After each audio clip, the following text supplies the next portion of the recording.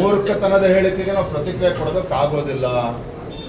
ಕೇಂದ್ರದಲ್ಲಿ ಇವತ್ತು ನರೇಂದ್ರ ಮೋದಿಜಿಯವರು 3ನೇ ಬಾರಿಗೆ ಸರ್ಕಾರ ಕೇಂದ್ರದ ಅಧಿಕಾರಕ್ಕೆ ಬಂದಿದೆ. ನರೇಂದ್ರ ಮೋದಿಜಿಯವರ ಜನಪ್ರಿಯತೆಯೂ ಕೂಡ ಜಾಸ್ತಿ ಆಗ್ತಾ ಇದೆ.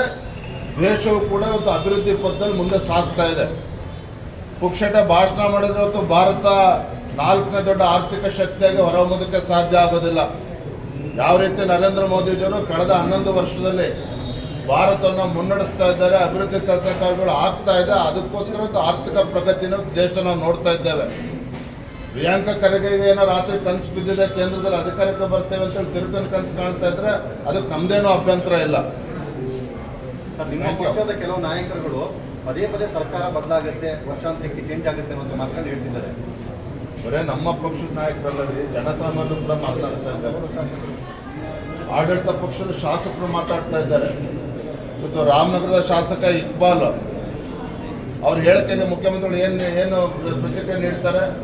ಮೊನ್ನೆ ಹೇಳಿದ್ರೆ ಆರ್ ಅಶೋಕಿಗೆ ನಾವ್ಯಾಕೆ ಮಾತಾಡಬೇಕು, ವಿಜೇಂದ್ರಗೆ ನಾವ್ಯಾಕೆ ಪ್ರತಿಕ್ರಿಯೆ, ನಮ್ಮ ಹೇಳಿಕೆನೇ ಪ್ರತಿಕ್ರಿಯೆ ನೀಡಬೇಡಿ ಮಾನ್ಯ ಮುಖ್ಯಮಂತ್ರಿಗಳೇ.